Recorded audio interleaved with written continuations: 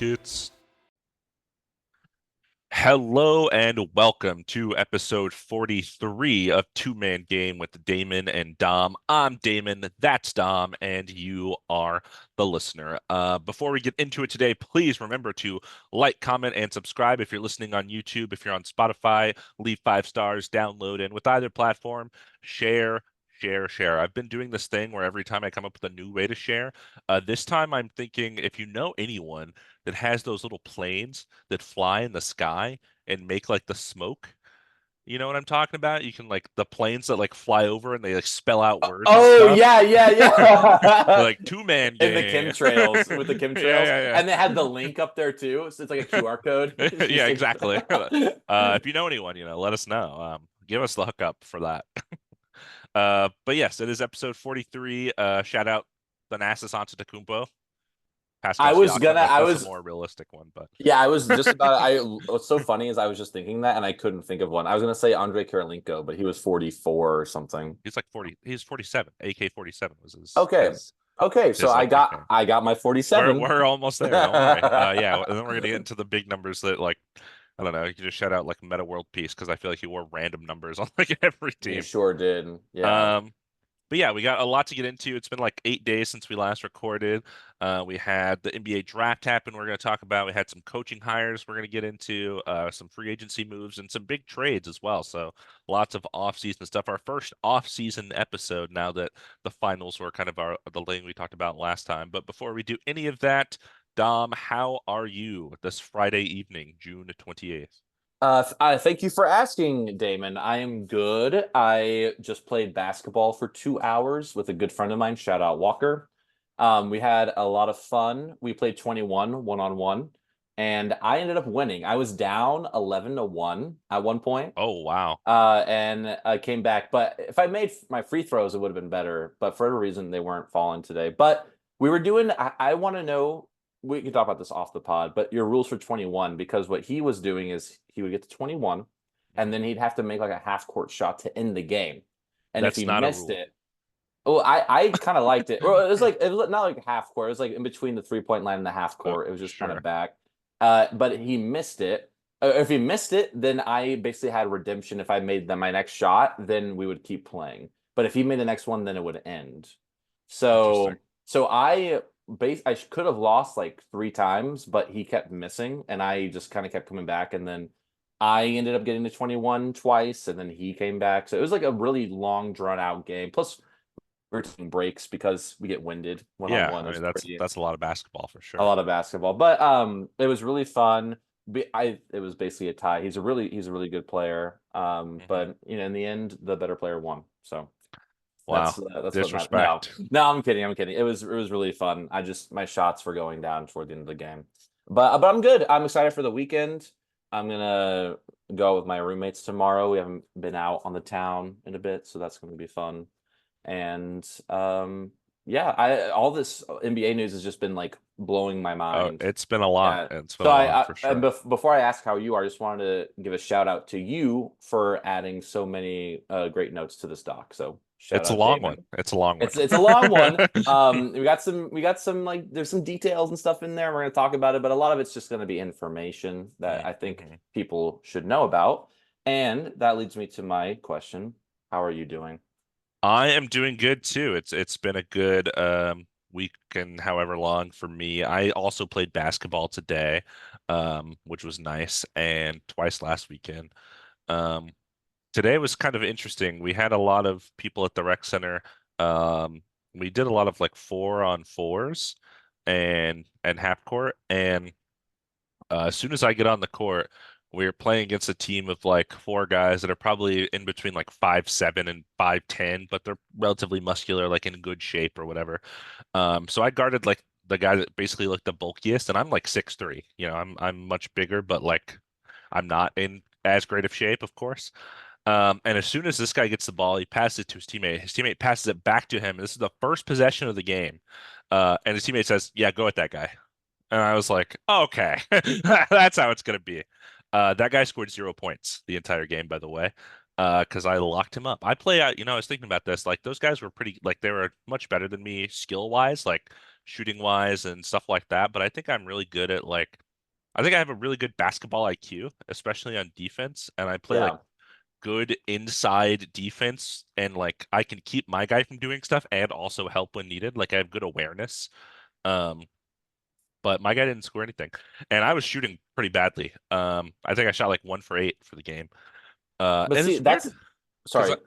Keep going. Keep going. I was gonna say like I naturally have like awkward form. Like my form has never been great. But when I play games sometimes I just like forget. I'm like, oh my God, what am I like I shoot the ball and I'm like, that's not how I shoot the ball. What the heck was that? And I was doing some of that and the guy that was talking trash said, yeah, let that guy shoot. Like let him keep shooting. And I was like, oh, this guy. Um and basically I set a pick for our teammate.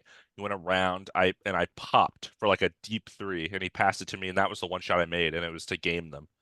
Um and then I looked over at that guy and I said, "Bye bye," and he said, "What?" And I was like, "Yeah." I walked over. I was like, "I mean, you're talking all that trash, and then he lost, so like, I had to come back with something." And he was like, "No, you didn't." And I was like, "Well, you talked a bunch of trash, then you didn't do anything, and now you're gonna go sit on the bleachers while I play another game." So, um, That's really funny. yeah, Um, I go at people at the rec center that's so when it's they so initiate trash talk. It's we can have a pod about trash talking. I think it's such an interesting thing to talk about because everyone has their own philosophy about it. But what Yeah. I was gonna say earlier is that a basketball IQ and like in defense is so undervalued for whatever reason. Hmm. Because I know that about you for sure. Because you can kind of you when you're playing against players, you get to know like their moves. But you kind of guess what I'm gonna do next. And like you also have a really good big wingspan too, so you're able to kind of like like you get a lot of like you get a lot of not straight up blocks, but you clip a lot of like those balls and stuff like Hmm. that. Like if they take a shot, so they don't people don't talk about like basketball IQ. It's so important. Like just because you can make your shots, if you don't know what to do without except shoot, you're not going to win. So it's just a Yeah. shout out to you for that. Yeah, I So was getting like a decent amount of rebounds, and I was like, it's very like preventative defense almost. Like I yeah, just like people just don't shoot the ball near me a lot, and it's like I don't know. I feel like I do an okay job, but I definitely think it's undervalued in like pickup basketball. Like people are like, yeah. oh, that guy's doing like step back threes. Yeah, I want that guy.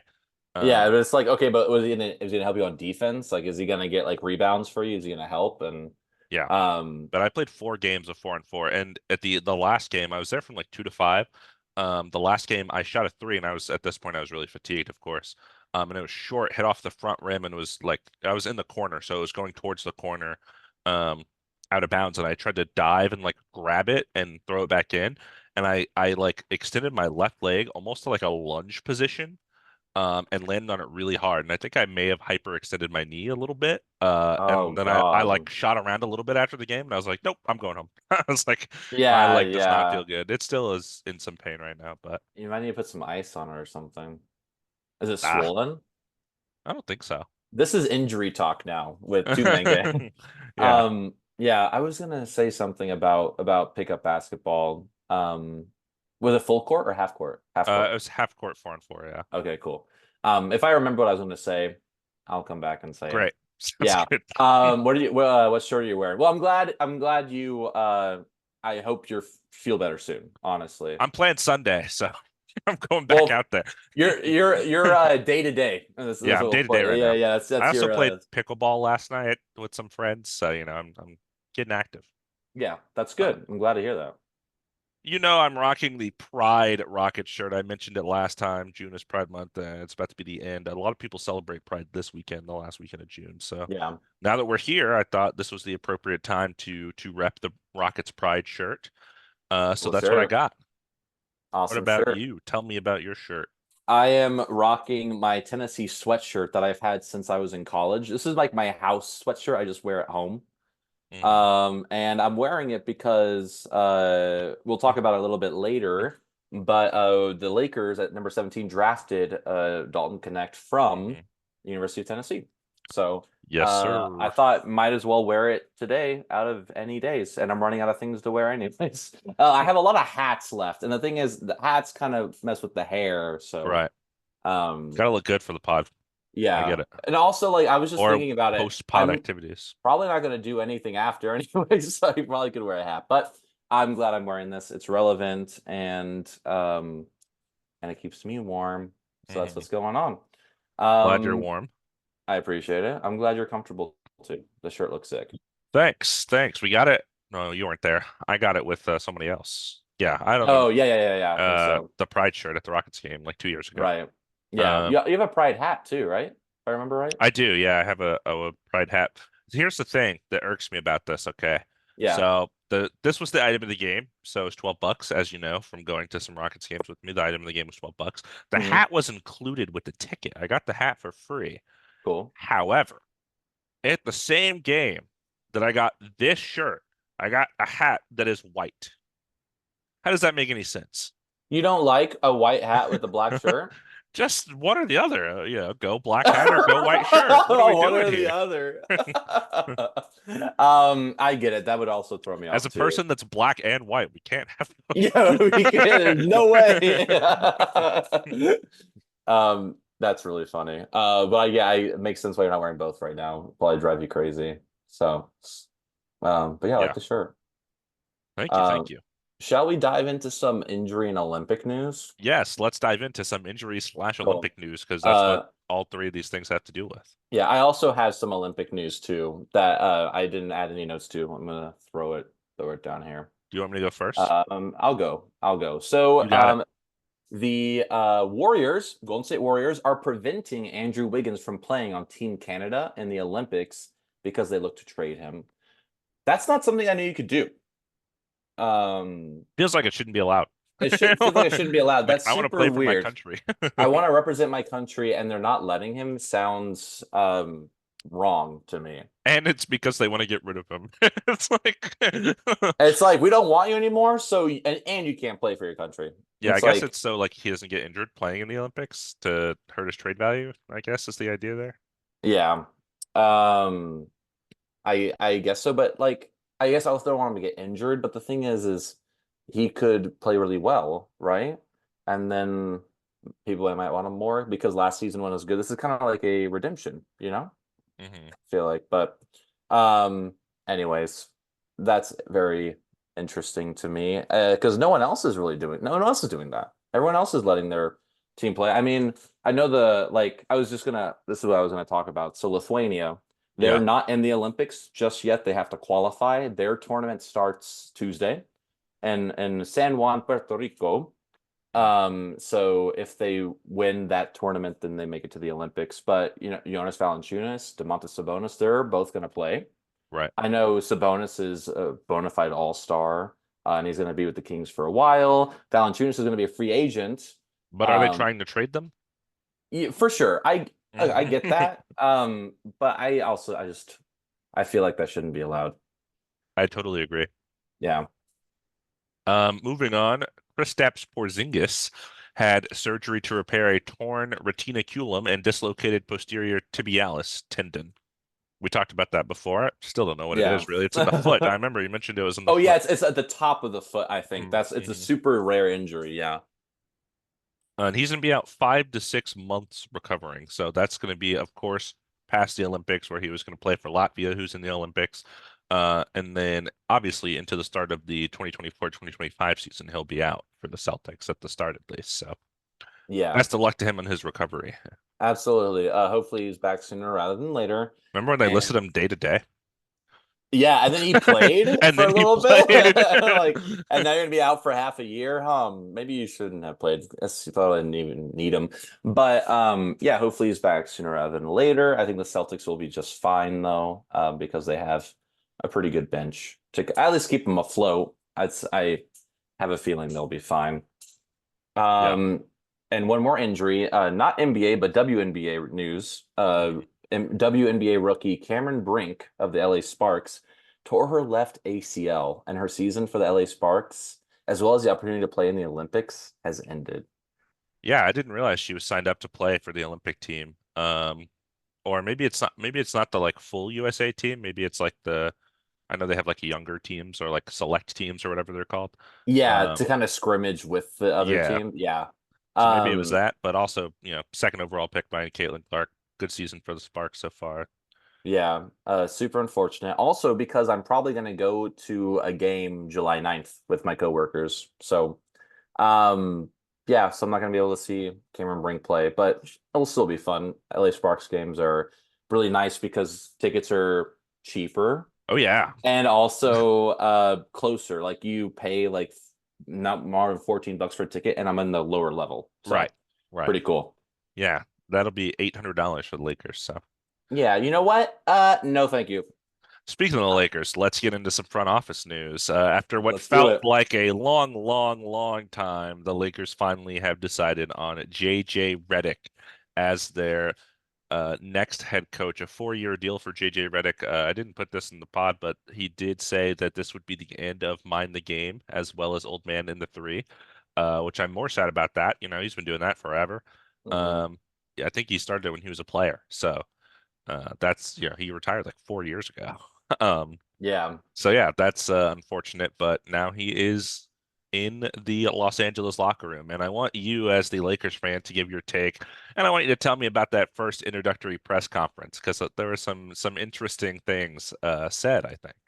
Yeah, so I watched the whole press conference after it was announced. I know we've talked about it on the pod before. So JJ Redick, no coaching experience in the NBA, not even assistant coach. He was a player for 15 years, something along those lines.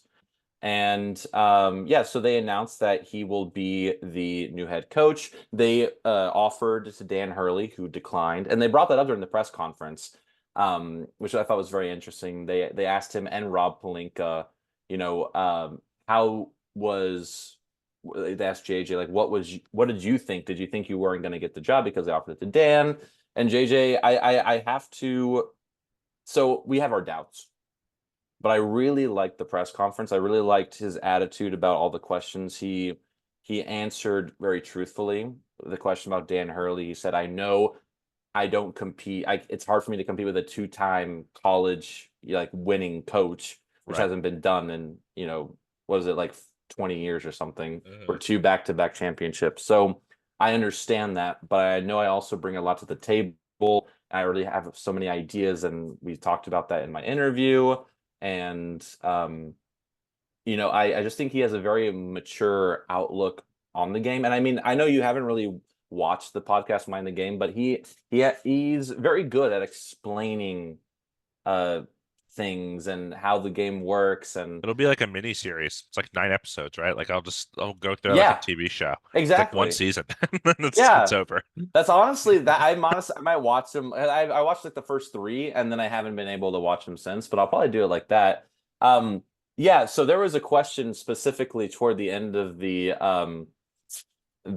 press conference that has been kind of used as a meme, and the question itself was, what do you what do you hope to accomplish being as the head coach to everyone who's saying you're not going to do a good job, essentially? Like about all these rumors that you're not going to, that it's your first time, that you don't have any experience. And he he answered it very interestingly, by saying, I don't, if I'm answering the question, I honestly don't give a fuck. That's what he said. He said that all the Put it on a what's his shirt. and it's so funny because Rob Palinka's face when he said that was like he's like kind of like, why did he say that? But also like that's pretty funny. And then he kind of went on in that same answer to say that I am not being the head coach of the Lakers to prove people wrong. I want to be the head coach of the Lakers to win and to win championships. That's what it's all about. And he talked with a lot of his mentors, Coach K from Duke, and he decided that this is the best opportunity he's had in his career thus far. And there's back and forth if he wanted to take it or not, but he decided this was the best opportunity for him.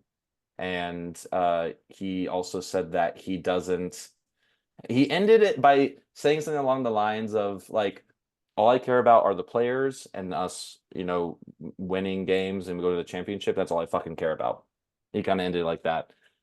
Which I liked. It was very honest. It wasn't a prepared answer.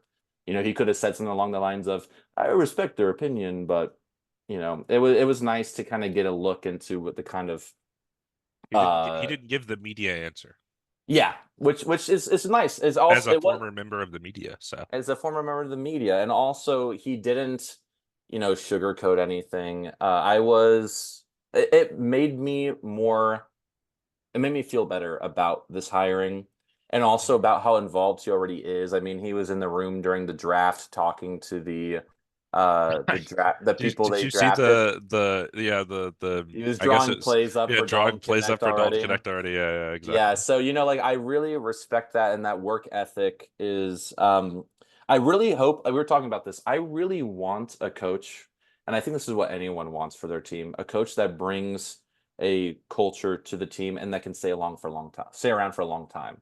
Like Hmm. I want us to have a coach for 5 years. Can I Right. have a coach for Yeah, five they're straight they're years? churning them out since Phil Jackson. Yeah, exactly. So it's like I just want that, and I think I really, the season will tell like what happens and whatnot. But if I'm being honest, like I don't think this first season is going to be perfect, but I think once he gets established, then it'll probably get better after that. But It's okay. yeah, It's that not like you have anybody super old on your team, so not like you have a time to I know coach. that's the thing. I was like, if you're trying to win now, I don't know if he's the best coach for that. But I think if you want to win in like 2, 3, 4 years, and you at least want to develop players to build something in LA, I think he's a good coach. And was he the best one out there? I mean, I don't really know anyone else that was out there. I don't know. I know you like Kenny Atkinson, who we're going to talk about next. Kenny. But I'm excited. We'll see what happens. I'll definitely be talking about and updating it throughout the season. Don't want Yeah. to take too much more time about Yeah, it, but I'm excited. I do think, something that hasn't been talked a lot about in this situation is this is actually a risk for JJ Redick because I think he's probably one of the biggest people currently in the basketball media industry with what he's doing with ESPN as a broadcaster, goes on the show sometimes, has his own podcast, now had a podcast with LeBron James, one of the top two players of all time. And basically giving all that up for being a coach in LA, the Lakers, where everyone hates you. So it's a big risk, so I hope it works out for him. yeah, everyone's either gonna love him or hate him, and Yeah. then and yeah, that's probably another reason why I didn't want to. He was weighing the odds, so Yeah. I'm excited. We'll see what happens. But yeah, And you mentioned Kenny Atkinson, 5-year deal, yeah, Cleveland. Um, that's a long deal. So hopefully he makes his iteration. I think Bickerstaff was 4 years and he made it 2 years or something like that. So yeah, I've talked about Kenny Atkinson a lot on this podcast. I think he's a good coach.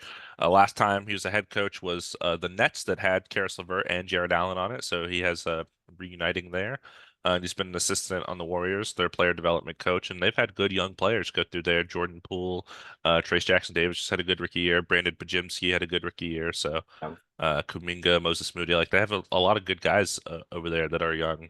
So hopefully it's good for them. I'm not sure still, what direction they're going to take. They haven't really made a choice there in terms of are they keeping all four of their star quote unquote players together or are they choosing some of them, getting rid of some other ones?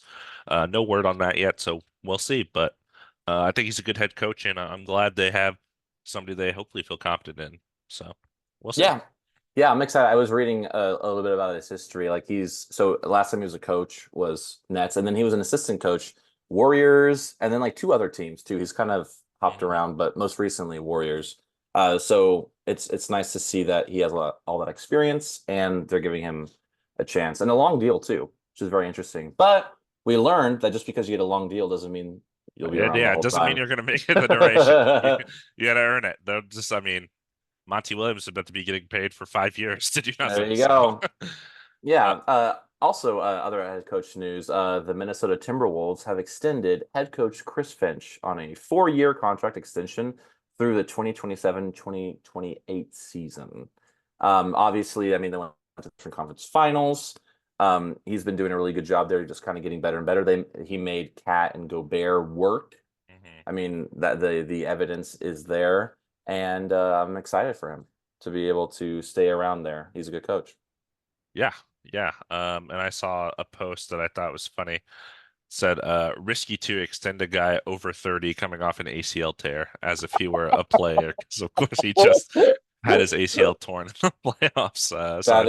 That's actually really funny. Yeah. You don't see a lot of coaches get that injury. Yeah, But yeah, good for him. He was also a finalist, I think, for the coach of the year this year, so makes total sense. yeah, um, yeah. I mean, I saw that, and no surprises at all. Other front office news: Troy Weaver is leaving the Pistons. Originally, he was going to stay there with Trajan Langdon, who came over from the Pelicans as the president of basketball operations. Now he is leaving, though, and going to the Washington Wizards, from the worst team in the East to the other worst team in the East, to be a senior advisor in their front office. So he's been the GM of the Pistons for 4 years. Those 4 years have not been great. Trajan Langdon's now kind of the guy over there. So. Yeah, I think we're going to get into it a little bit with the draft, but I think the Yeah. Pistons are like rebuilding. Like I think they are already like they're already, it's usually like year one, year two, year three, year four, and then like we're kind of good. I think they're kind of backtracking to year one again and like gonna suck for a little bit again. So sorry, Pistons fans. Sorry, Jared. I think you have a couple more years to wait. Yeah. Um, I mean, they have so many, bright prospects too. So Hmm. I would just say, be patient, but I really doubt you're going to have another 27 game losing streak or 28. 28. Yeah, 28. I was going to say 28. I was like, maybe I'm underselling it. I doubt it's going to happen again. So, um, also relating to that, the Pelicans, they've promoted Bryson Graham to GM to replace Trajan Langdon. How do you pronounce it? I said Trajan. I think it's actually like Trajan. Yeah. Trajan Langdon. I kind of like that. I had like a slant rhyme, Trajan Langdon, Yeah. who left for the Pelicans. For the Um, Pistons. yeah, and the Pelicans are also promoting executive Swin Cash, Great former name. W, such a good name, former WNBA player and Hall of Famer, to senior vice president of basketball operations, making her one of the highest ranking women in the NBA front office. So congrats to her. Yeah, I love that. That was like the main reason I put this on there because I was like, Yeah. yes, we need women representation in the NBA for sure. Absolutely. And with that name, please, easy. Swin Swin Cash. Swin Cash is a crazy name. Senior Vice President Cash. Are you Oh, kidding me? Like, come on. never been more scared to have a meeting with someone. Yeah, I'd be like, are they straight cash or what? Oh my God. Stop. Okay. Uh, uh, all right, let's get into some free agency news so This is far. this is where we cook. This is what Yeah, I, there, this is the there's a lot interesting. here. There's a lot Yeah. here, and there's still going to be much more to come. And then All if right. you're Rapid fire. rapid Rapid fire, fire. yeah, I'll do Yeah. Suns real quick. Two quick ones. Drew Eubanks declining his $2.6 million player option to be a free agent. I don't foresee him making a lot more than that, but we'll see. And then Eric Gordon also declining his $3.4 million player option for the Suns. So two Suns players, both rotational players. Eric Gordon more so. Drew Eubanks was kind of on and off, going to free agency. And of course, with the contracts of Booker, Durant, and Bradley Beal, they don't have a lot of room to sign people. So uh, we'll see if they can kind of pick people up to replace them. We'll see where these guys go. Absolutely. PJ Tucker on the 70s on the Clippers. He's on the Clippers. He picked up his $11.5 million player option for the Clippers to return next season. Yeah, I would too if I was 45 years old and still in the NBA and getting no rotational minutes. Yeah, I'd pick up my $11.5 million player option. Um, Yeah. yeah, I don't know. We'll see if Um, they try to trade him or dump him and somewhere. complain about the minutes as well. Yeah, for real. I mean, come on. But yeah, so that's PJ Tucker and the Clippers. And then the Kings and Malik Monk have agreed to a 4-year, $78 million deal for him to stay in Sacramento. That was the maximum that the Kings could offer him. So it's actually, I guess Malik likes playing there because Yeah. he probably could have made more than that somewhere, but it's a really good deal for him. I Oh yeah. mean, He was yeah. making a minimum on the Lakers 2 years ago. I Like, know. So I mean, I'm happy for. I really am. I'm very happy for him, and I think he just got off a deal. I think it was 2 years, 10 million. It was not that much. yeah. So congrats to him for getting his. He's a very good player, getting his Yeah. deal. And one of our favorites for sure. A couple quick ones here for the Nets. Keita Bates-Diop picked up his $2.6 million player option for the Nets to come back next season. Yippee woo. And then the Nets also agreed to a 4-year, $100 million deal for Nick Claxton to stay in Brooklyn. He was a second round pick a couple years ago. If you don't know, listener, second round picks don't get the team option and restricted free agency that first round picks get. They have like a 2 or 3 year deal, and then it's just unrestricted free agency. They can go anywhere. So, second round picks that end up good, like Nick Claxton, are usually harder to keep. And I think a lot of teams were looking at him because Yeah. he's been a good young center. So exciting that he's staying there in Brooklyn. Do you think it's a little bit of an overpay? Um, no, because he is young and because we're going to get into some Nets trades later. Yeah. But the rebuild they're on, they're going to pay somebody. So Yeah. I don't think there's going to be any stars coming to Brooklyn anytime soon. I don't think there's other players that are really going to warrant the cap space for them. So you rather overpay a guy that you like and want to keep rather than having him go elsewhere for another team that'll offer him a similar contract. Um, and he's Totally. been, like their team has been in such disarray for like the past 5 years, going from, the D'Lo Nets to the KD Kyrie Harden Nets to this version of the Nets, and he's been there in Yeah. all three of those iterations. So, he's kind of like a stabilizer for them. So I don't mind it. I mean, he's a good defensive center. Those are hard to find. Yeah, those are my thoughts exactly. I was seeing a lot of, you're paying 25 million a year for, a guy who, he can't stretch the three. He sometimes gets played off the floor if people are being physical. But I'm like, he's the best player on there now that you want to keep around because he's been there for that long. Plus, if he's happy and he takes it, I mean, why not? Better Right. that than losing him, like you said. Josh Richardson picked up his $3 million player option for the Heat to return next season. I would too if I was Josh Richardson. So He's been on a lot good of for him. teams in the last 5 years. Yeah. This is his second time on the Heat, right? Yeah, that's where he started. And then he went to like, I don't even know the order, but it was like Yeah. Spurs, 76ers, Celtics, Pelicans. That was the last one I remember. Pelicans. Yeah, I mean, he was going all over Yeah. the place. And also the Heat and Bam Adebayo, they have agreed to a 3-year, $166 million max extension for him to stay in Miami. So congratulations to him as well. It's well deserved. Over 50 million a year. It's a lot of money. Crazy, a Great lot. player. But yeah, great player. Very yeah, definitely someone a franchise player you want to keep around for sure. Yeah, and we're having the whole like Jimmy Butler may not want to be a Heat thing going on still. Yeah. So it may transition to Bam being kind of the face of the franchise. So we'll see. Yeah. Moving on to another Eastern team, the Raptors are picking up the 23 million, excuse me, dollar team option on Bruce Brown. So at first I read this and I was like, oh, that's surprising. And then I was like, oh, wait, they probably want to pick it up, maybe trade him this offseason or during the season, along with some other stuff to get something back for a contender that needs a Bruce Brown, especially because it's expiring anyways. So if it doesn't work out on that contender, then they can sign him to a new deal that's, better for the team. Yeah, and there are a lot of teams that would love a Bruce Brown, so I'm Yeah. sure they're not going to have trouble It getting it was someone. surprising when they traded for him last season in the Pascal Siakam. They thought about trading him elsewhere immediately, but it just didn't end up happening. So Hmm. we'll see. Emmanuel quickly also in the Raptors intends to sign a 5-year, $175 million contract to stay on the Raptors. That is a big contract. Um, I know you're an IQ guy. You like him. What are your thoughts on this one? It's a big contract. It's a long contract. But obviously they like him. He did pretty well when he went over to the Raptors. I've been a fan of him for a while. I think he should have been sixth man of the year. Was that last year, I think? Hmm. Um, and it seems like they're solidifying the direction of, Scotty Barnes, Emmanuel Quickly, RJ Barrett's still under contract. So That's a $35 million a year contract. I didn't realize it was that big. I was trying to do the math in my head and I couldn't. It is a big. But the thing is, like kind of like with the Nets, like they have the money because they're kind of going into a rebuild of sorts. Hmm. So like why not? I mean, 5 years is a long time. It's a long time. That's the thing that kind of gets me. Maybe a 3-year deal would have made more sense. Hmm. But you have someone on the team that you like, they like playing there, they're willing to sign there for 5 years, go for it. Yeah.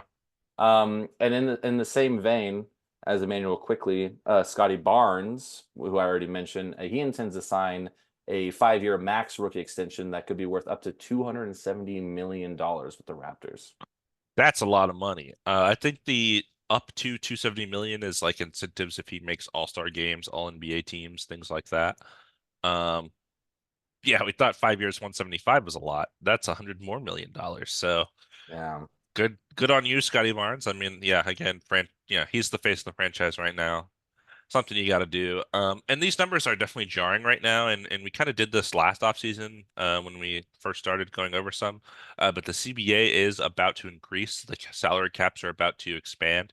So contracts that, a $20 million contract for a player 2 years ago may be a $30 million contract now, just Yeah. because inflation is a real thing. And the NBA is making more money. So the salary cap for each team gets bigger. Therefore, the players get more money. So um, it's a little Thank jarring to you. hear, Yeah. but Yeah, yeah. Thank you for the explanation. So, yeah, because I need a little refresher sometimes too. Like I keep forgetting it's just getting more and more money is getting put into this, and also inflation and things of that yeah, sort. it's So like I could probably wager that Michael Jordan didn't make $270 million in his whole career yeah, as a well, player. from as a player, yeah, yeah, Yeah. definitely So everything outside, but it was yeah. yeah, for So sure. like, when you see numbers like this, and then I mean you had I think this past offseason, like I remember Shaq and Charles Barkley were like, I wish I would have made that money and I would actually go out there and play.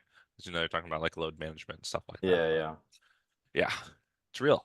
I'll let you take the next one. absolutely. Your favorite player. Our favorite It player is our on favorite our player, really. logo. Come On our on, logo, yeah. Reggie Jackson. So he picked up his $5.25 million player option for the Nuggets I was so uh excited. to return next season. It makes sense. Makes Hmm. sense. I would too. He was then traded along with 3 second-round picks to the Charlotte Hornets. For what, you say? I mean, the Hornets get, I guess, a guard with experience and some picks. But the big reason why this was done is so our other favorite player, Contavious Caldwell Pope, uh, could stay with the Nuggets because he declined his $15.4 million player option because he thinks he can get more than that, and I think he is worth probably in the $20 million range. Yeah. This was tough to hear. He picked up his option, Reggie Jackson. I was like, oh yeah, he'll be a Nugget, and then he won't be a Nugget. Literally, I tried to like research this trade. I have no idea what the Nuggets received. I don't think they received anything. I Yeah, think they just offloaded Reggie Jackson's contract, so they don't have to pay him, obviously. And they gave the Hornets 3 second-round picks and said, please take this contract off our that is hands. so insane to me. Like, Um, yeah, yeah, this is a second apron trade. We talked about this before, but the second apron is a real thing now, and teams get penalized for it very heavily. Like for example, the Clippers, the Bucks, I think the Warriors, teams like that are approaching the second apron. And for example, if the Clippers sign Paul George and then they want to do a sign and trade, if they do a sign and trade, they have to trade for somebody that makes like the exact salary they signed Paul George to because they're in the second apron. There's like no flexibility at all. And then once you're in the second apron, like you start losing picks after a while. It's like a crazy punishment system for having an expensive team, which I like because you don't want like the MLB, the Dodgers, the Yankees, the teams that have a lot of money spending it and constantly winning. So I sing the praises of this system in the NBA so much because it just makes so much more sense to like kind of limit how much every team can make or like can spend just so it's fair. yeah. You know what I mean? I really do. I try to explain it to people. It's kind of hard to explain, but it's it's good for sure. But yeah, And KCP declined his option. He's supposed to field some offers, I think, from other teams. But I yeah. guess the reason the Nuggets did that trade is so they have more money to offer him and hope that he comes back because he's, a key part of their rotation. So Absolutely. And I probably see him staying with the Nuggets, probably earning more than 15.4, like I said, 20 million probably a year. mhm. But I guess you never know if he wants money more than a championship. I mean, the Spurs offer him like 30 million a year. It's like, sure, you know.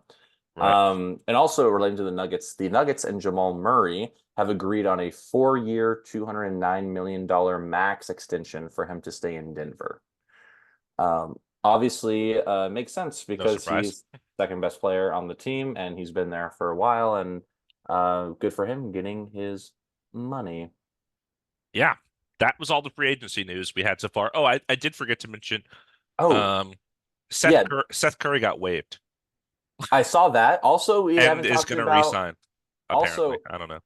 Oh, wait, this is free agency news. We haven't gotten to trades yet, right? Oh Is yeah, that there's later? trades down Oh, there. okay. You're Don't you right. worry. Okay, that was what I said. We didn't talk about, but exactly. Um, Now it is time for Damon. He's so Damon's gonna do all the draft recap stuff because I know very little. I'll chime in a little bit, but I want take it away. Um, you got this. I got this. You got this. Let me And talk to I'm you gonna about, learn. I'm gonna learn too. yeah, let me tell you about the 2024 NBA draft. Um, it was exciting. The 2 day thing I don't think worked at all. Because the second day was like in the middle of the day, and I was like, how how am I supposed to I care about this? I literally texted you. So it was at noon my time. I texted you, "Hey, are you watching the draft?" And you said, "Oh no, I'm gonna go play pickleball." And I was like, "You're playing pickleball at work?" And you're like, "Is the draft on right now?" Yeah. So it's like it's a little weird. I just What had a weird notifications time. on. Yeah, Yeah, and then like I don't know, was it televised? I have no idea. Like was it I don't think you have a green room for the second round picks, right? So like I think the second round picks were done remotely because yeah, what I remember what I saw of like Bronny getting picked at 55 was just him watching the TV like in a room with a ton of people. So yeah. Okay. yeah, Um that's it. That's all I got. yeah, the 2 day thing was a little weird because the day one took like 3 hours. I was like, Jesus Christ, why did this take so long? Anyways, let's go through. Um I predicted the first four picks correctly, which I was happy about. And then after that, nope. Then we fell off the rails. So the first four picks were pretty easy. The Hawks took Zachary Richachet. That's how you say his name, from France. He is 19 years old. He is basically a big wing that is good at defending, has good vision. He shot like 44% over there in the International League, um, in France, and he just got done playing like a full season, like a month ago, maybe. So he did like all the draft stuff really late, but he's been a top pick for a while. Um, Here's the issue. His comp, his three comps I saw most commonly. Michael Porter Jr., okay, big guy that can shoot, that makes sense. Cam Johnson, big guy that can shoot, kind of defend, and Harrison Barnes. Those are like his comps for his career. And this guy was picked number one. Um, so So that a tells you about rotational this player? draft. Yeah. Yeah. Like a Yeah. lot, like his long-term outlook is like solid role player, basically. Um, so that's who the Hawks took. And they did a lot more stuff that we'll get into when we get into the trades. But it's an interesting move for sure.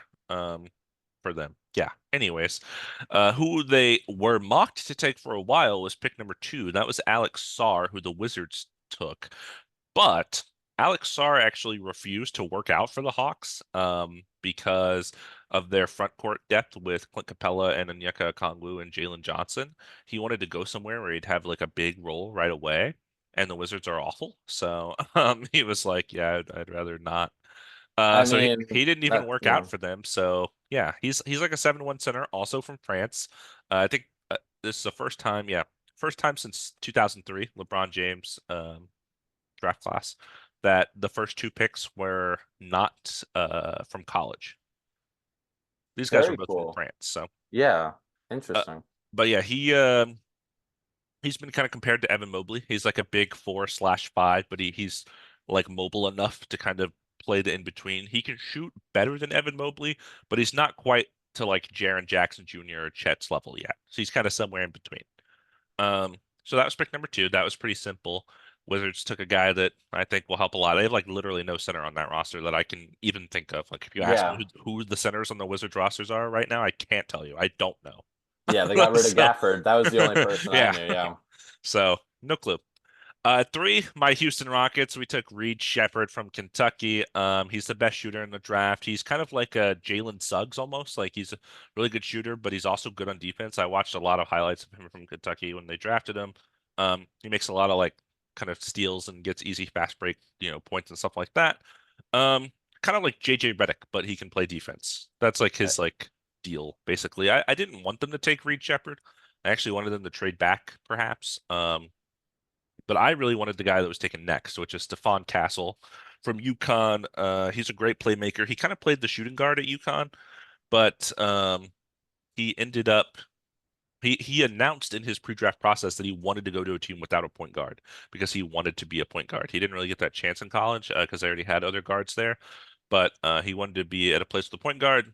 The Spurs, of course, they had like half last year. Jeremy Sohan was their point guard, and then there was like Trey Jones. I mean, they didn't really have like a solid guy, so really Yeah. good fit for them. I think that was A+ pick. I think all these picks were fine in the long run. The Rockets, we did kind of need shooting anyways. Especially if Amon Thompson's the point guard of the future. He can't really space the floor. Um, and I don't know what we're doing, Jalen Green, but Reed Shepard could be the three. I don't know. It could be like Reed Shepard, Jalen Green, Amon Thompson at the three, and then like Jabari Şengün. Like that could be our starting five of the future. I'm not sure. I know we have Fred Yeah. VanVleet right now and Dylan Brooks, but those are just like temporary kind of pieces.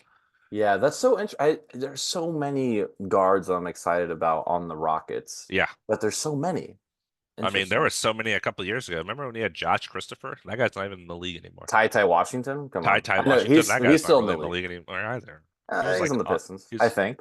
no, he's on the Bucks, I think, last time I checked. Oh, that's what it was. That's what it was. Yeah, yeah. Um, yeah. But Well, yeah, I think he's going to be great for Wimby, for sure, with the like playmaking and stuff like that.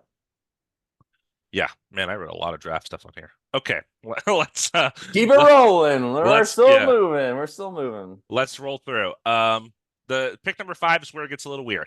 Okay. This is where the draft threw me off. So the Pistons ended up taking Ron Holland II, who was in the G League Ignite last year. If you look at mock drafts from about a year ago, he was projected to be the number 1 pick in this draft. He was really good coming out of high school. Very athletic, good defense, good feel for the game. But he had a kind of a crappy season for the Ignite. Really, really poor shooting. So on draft boards, he was kind of projected all over the place. No one really knew where he was going to go.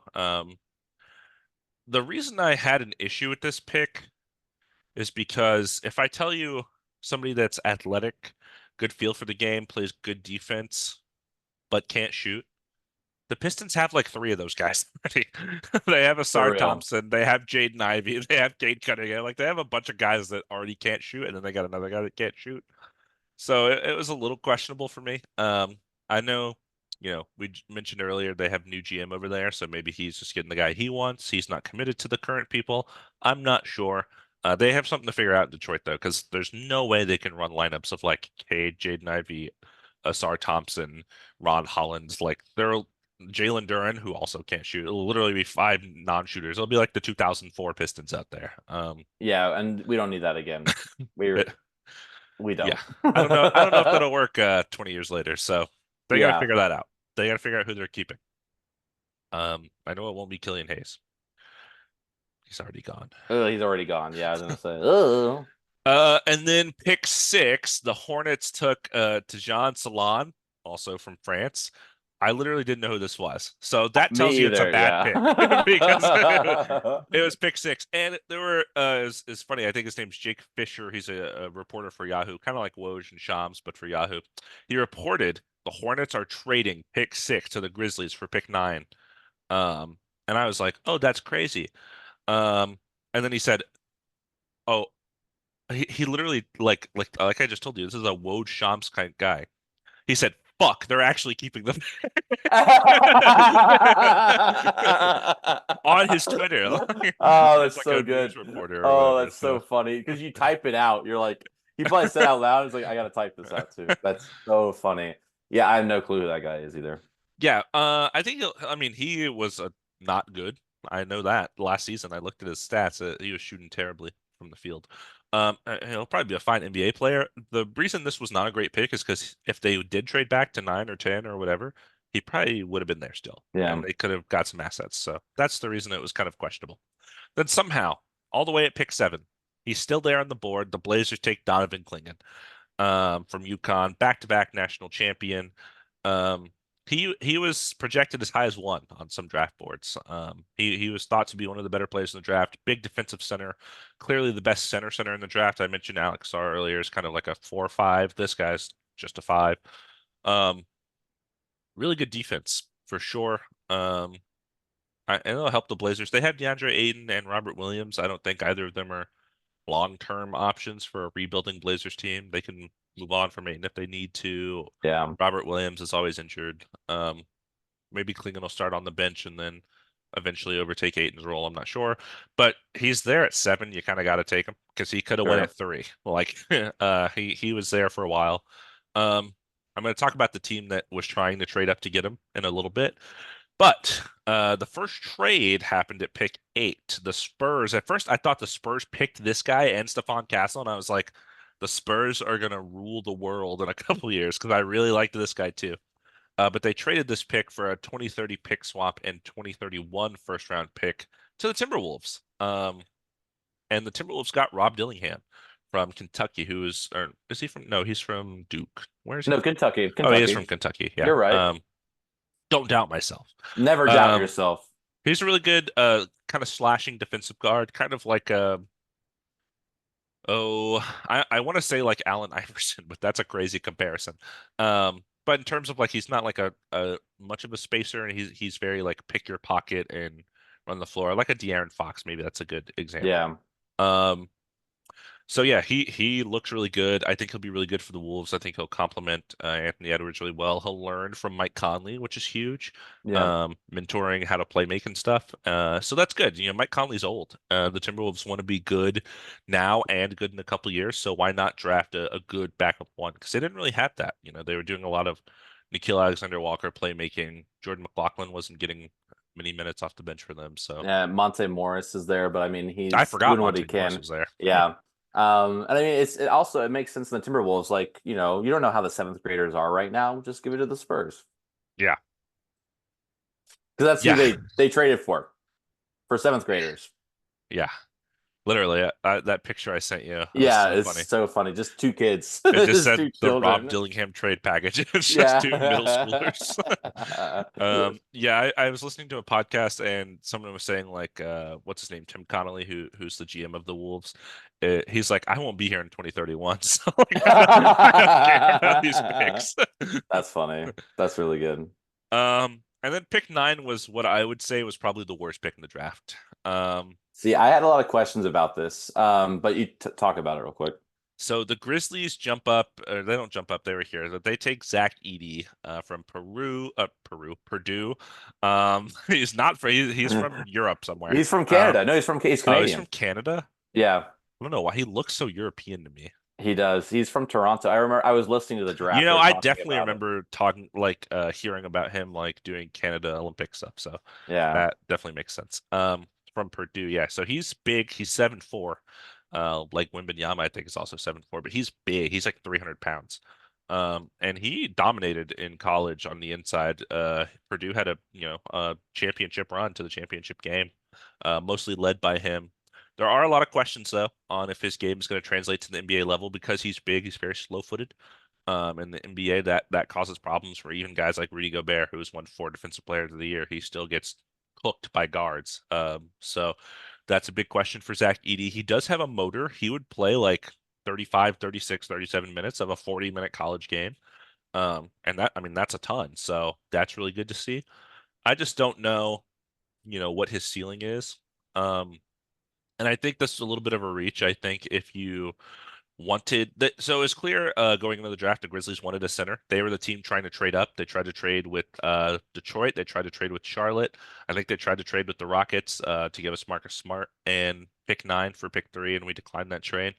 So they clearly wanted to get Klingon. They wanted to get a center to put next to Jaren Jackson. They traded Steven Adams.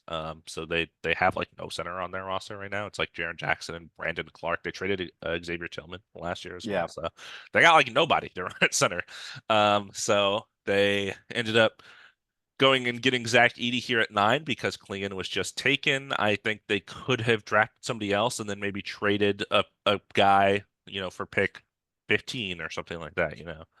Um, but yeah, I don't love the fit. I think, Jaren Jackson is a spacer, so that'll be nice. But in terms of like Ja Morant, who drives to the paint and kicks it out, and you got 7'4" Zach Edey there, I don't know if that's going to be if that's going to clog the paint. But yeah, I didn't like this pick at all.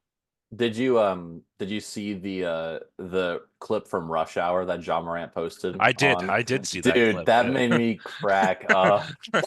The like Chris Tucker is that That's a movie's so classic. funny. It's That's a so classic. funny. It's not good, but it's so It's not funny. good. Definitely not Um, PC either. not PC at all, but it's so funny. Yeah, I remember while watching this that like I didn't really understand this for the Grizzlies at all. Hmm. All right, keep going. I got a Okay. cramp. I was like, what's happening here? All right, number 10, the Jazz take Cody Williams from Colorado. He's J-Dub's younger brother on the Thunder. So that was pretty easy choice for the Jazz. 3-and-D wing. I think he'll be a fine player. Number 11, somehow, Matas Buzelis, Lithuania's own, actually from Chicago. So the Bulls ended up landing him here at 11. I thought could go as high as 5 to Detroit, so I was very surprised to see that happened. But good for them, I think, because they just traded for Josh Giddey, of course, which we'll get into later. Um, but now, Yeah, another Lithuanian in the league. yeah, yeah, represent. Good Yeah, pick for the Bulls. Him being here yeah, all the way at 11, I think, was great for them. So yeah, first generation American just like me. My parents were very excited about this, so your I'm parents excited know. too. Okay. They know, they know. Yeah, Are they they like just tuned in to like Lithuanian specific news? So when stuff like this happens, they know. my mom, not my dad really, but Yeah. I tell him all this stuff. So yeah, very, very excited to see that he is in the league, and also he's playing for his hometown team, Chicago. So very cool to see that. Yeah. Yeah, it was interesting because I I think his fit will be a little weird. He also didn't play great in the G League Ignite this past year. But he was a really good shooter before that. So hopefully he can get some of that back because the Bulls need that. And then lastly, pick 12, the Thunder end up taking Nikola Topic from Serbia. He's a tall point guard, kind of like a Luka-esque, a Josh Giddey-esque. He could basically be the Josh Giddey replacement for the Thunder here. Um, Coming off the bench and playmaking, but he actually tore his ACL last season. I don't know if he'll be ready for the start of the season. We'll see. Looks like you're tearing your ACL right about now, based on what's going on in this camera. But yeah, we'll see. It's a good pick because I think he was, top 5 projected at some point, but then he had the injury, so he fell kind of far here. So good pick for the Thunder. Sam Presti always makes good draft picks, so. And then I don't have a lot to say about 13 and 14. That's the whole lottery. They drafted 2 guys I didn't really know a lot about, so I don't really have a lot to comment on. But I do want to get into some other interesting picks outside of the lottery. I'll try to make them quick because I feel like I've been talking forever. At pick 15, the Heat take Khalil Ware from Indiana. He's kind of like a Miles Turner. That's his comparison to stretch five. I think it's like fine range of picking him. The thing that doesn't make sense to me is that they have Bam as like their best player or second best player as the center. So unless they run him and Khalil Ware together, I don't really see the appeal here, unless you draft a backup, I guess. But it didn't make a lot of sense because there were 2 guys here I thought the Heat could have really used. One of which was the very next pick, 76ers taking Jared McCain from Duke. He's a combo guard. He's pretty good at playmaking and really good at shooting. I think he shot like 43% last year at Duke. He's also, if people don't know, he's like a TikToker. I don't know. He's like has a bunch of famous TikToks, which I think is interesting. Um, so yeah, hopefully he's good for them. And then pick 17, the other guy I think the Heat could have used. I don't know how this guy fell to 17. You mentioned him earlier. Tennessee's Dalton Connect goes to the Lakers. He's already 23 years old, but he's extremely polished, and he's NBA ready as a two guard, which is exactly what a team like the Lakers need. They need a guy that's ready to go in and contribute right away. And I think he's a pretty good shooter, pretty good at getting to the paint. I think he'll be a rotational player for the Lakers immediately. Um, do you have any thoughts on that? Can you provide any thoughts to us, or are you in purgatory over there? Dude, I am having the worst cramp right now, but that's Do we not need to what pause? matters. We need to take a little pause here. No, Dalton Connect is going to be great for the Lakers. I'm glad he fell down to us because, like you said, he's going to just be able to plug into our system. He just needs to come on the court, shoot, play some defense, and space the floor. So, very excited to see that he is going to be on the Lakers. And plus, he's already been coached by JJ Redick on draft night. So, perfect. Yeah, he's already ready for him. Exactly. I'm going to try and cure my cramp. So, please continue. You're doing so great. Okay, I feel And like I'm I'm doing a listening. lot of talking, but I I'll love keep it. going. The last couple ones I want to throw out here. Pick 28. Originally, the Nuggets pick, they actually traded with the Suns. The Suns went back to 28. The Nuggets jumped up to 22 to get somebody that they wanted. I think it was Deron Holmes, which I don't know a lot about. But the Suns ended up taking Ryan Dunn from Virginia, which is a pick I really liked because he's kind of like a defensive specialist. Kind of think Matisse Thybulle, Andre Roberson, like he's going to lock up the other team's probably best perimeter player. He's like 6'6" though, and he's a really good rebounder, like a Josh Hart-esque for that position. So I think that's a good pick for the Suns because I think they already have a lot of scoring with Kevin Durant, Bradley Beal, Devin Booker. So having a guy that's going to do the little things, I think is really important for them. Pick after that, pick 29, the Jazz took Isaiah Collier from USC. He's kind of a driving point guard who shot needs some work, but he has good vision. He fell quite a bit. He was originally projected to be a lottery pick, so getting him at 29 is good value for the Jazz, and they got Cody Williams at 10, so I think that was good value too. Um, I think, Isaiah Collier is kind of like a Scoot Henderson almost in a way. Russell Westbrook. Derrick Rose. That's what I mean by driving point guard. I don't think he's quite has the athleticism that they have, but in terms of how he plays his game, getting to the basket, that is his deal. And then the last one before I give it to you for pick 55. This is an interesting story I read up about. I don't know if you've heard about this. I know a Uh, little bit, but I want you to tell me about it. Yeah, so pick 32, the Jazz again. Get a guy that has fallen. His name is Kyle Filipowski. Went to Duke the last 2 years. He was projected to be a first round pick. He's basically like a 7 foot floor spacer. His floor is basically like a Kelly Olynyk type, but his ceiling is maybe like a Lauri Markkanen, who is literally on the Jazz right now. But he fell out of the first round for some personal reasons, and these personal reasons are wild. I looked into this because I was like, "What is going on?" Um, Basically, he was groomed. Okay. So in high school, when he was in high school, he started dating this person that's 6 years older than him. Right now, he's 21 and she's 27. I think I could be like a year or two off, but it's something like that. And basically, after he graduated high school and went to Duke, he like stopped contacting his family, like his mom and brother. Like they post on social media about all of this on draft night and stuff. And she converted him to being a Mormon, which is interesting. And now he's in Salt Lake City. So what a great place to be for that. Yeah, really weird though. So some teams kind of avoided him because they were like, I don't know what's going on with that guy. Um, Yeah, super weird. Also, she was his babysitter. oh, I didn't know that. Yeah, yeah, she was his babysitter. So that makes the grooming thing even more like, oh, yeah, you were literally like in his house. You're a victim. Yeah, for real. So super strange situation. Also strangely coincidental that he ends up going to the Utah Jazz, Hmm. where Salt Lake City is a very big hub for Mormons and things of that nature. So very weird. Um, we'll see what happens, I guess. Danny Ainge said, I don't care.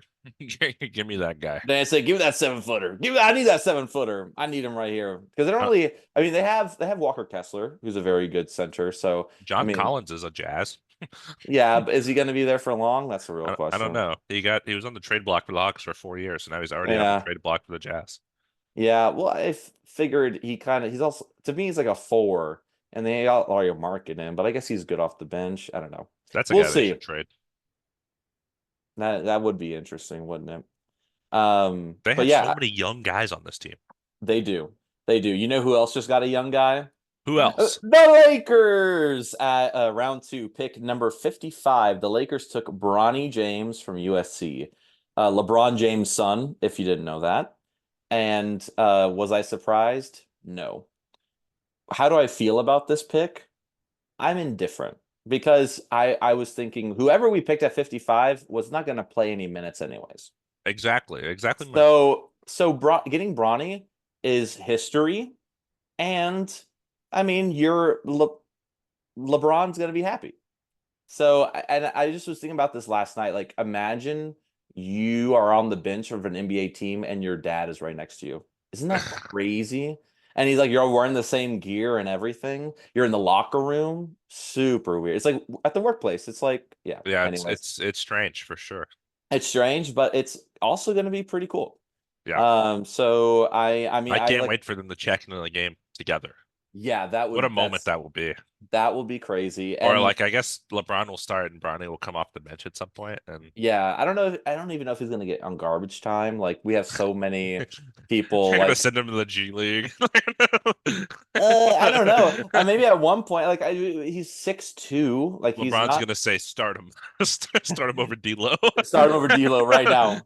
I like D'Lo, but he's not my son. Um, yeah, it's I again like I know people are kind of like uh they're talking smack about the Lakers picking this, and I don't really think it's that big of a deal. Like I said, like whoever we picked at this spot wasn't going to play anyways. Yeah, the So, best player I can think of past 55 in the draft is Isaiah Thomas. When he was an all-star in the Celtics. I think he was pick 60 oh, uh okay, by the Kings. And then it took him like 4 or 5 years before he was, you know, all-star level player. yeah. Um, but yeah, aside from that, I'm like, I can't think of anyone that was picked this late that is like a super meaningful. I mean, Trace Jackson Davis was like pick 58 last year for the Warriors, but yeah, Well, we'll and see I where his career goes. yeah, and I meant like right now, like you were talking about how the Lakers are win now mode, and Oh, we're I seeing see. people I that see. yeah. So I was like, just right now, it because whoever we got at 55, even if it was somebody that was going to get good, they weren't going to get good on the You Lakers. could have got DJ Burns. Oh, I know who that is from North Yeah. Carolina State. Yeah. Yeah. Undrafted. Crazy because he was pretty good. I remember watching him. There's a bunch of undrafted people that signed to a bunch of teams, and I was like, I'm not putting this on Yeah, yeah, I remember seeing all that. here. But yeah, I mean that's all the draft stuff. Thank you for going in depth for all of that, telling us what's important. I got the worst cramp I've had in my leg since I played basketball in middle school. I have no clue what just happened. So, Your camera was off, the mic was muted. I was like, I don't. dude, Hopefully he's I still there. I was it like, was it came on so quick and hard, and then it went away, and I was like, I think I can do it. And then it came back, and I had to like stand up and like do some stretch. Like it's still like kind of so there. sounds like we're both day to day. Yeah, we're both absolutely we're day to day. But you know who's not day to day? The NBA trade news. I guess What? that's a good transition. Um, but yes, quite a few things happened already in trade news, and I think the moratorium for free agency and stuff starts Monday. Yeah, Um, yeah, that sounds right. yeah, so that's super soon. So that's also very exciting. But first we're going to talk about some trades. So the Kings, they traded Davion Mitchell and Sasha Vizenkov and Mhm. pick 45 in this draft to the Raptors for Jalen McDaniels. Not the one Uh, on the Wolves, guys. That's a different player. That's that's Jaden. Jaden McDaniels. So, but Jalen McDaniels, can you tell me, is he kind of like he's like a 3-and-D wing, or what's his? He's a little bigger. I feel like he's more of like a 4-5. Okay, Kind of skinny, kind of lanky.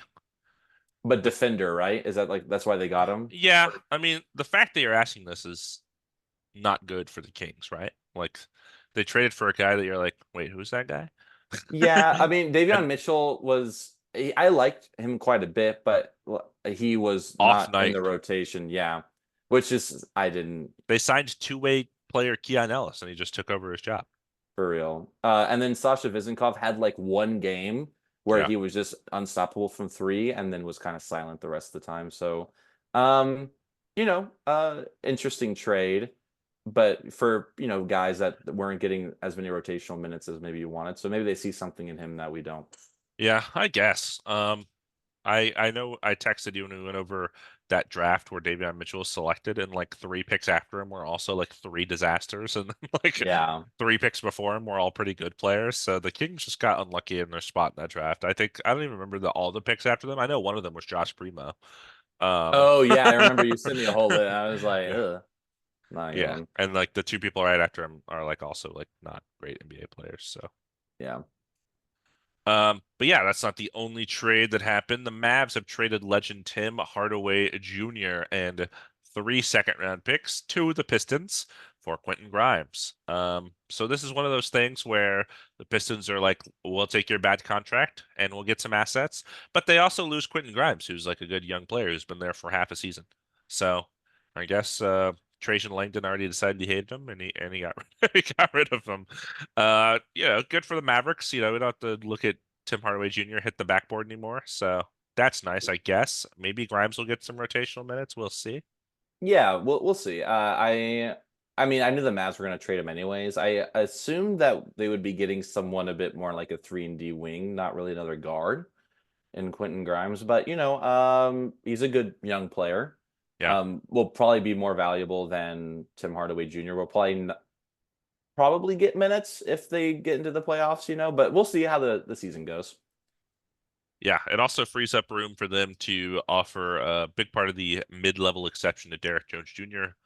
He just came off of a minimum contract, definitely outplayed that. So now they can actually offer him an actual contract, and hopefully he sticks around because he was a key part of their rotation. Absolutely.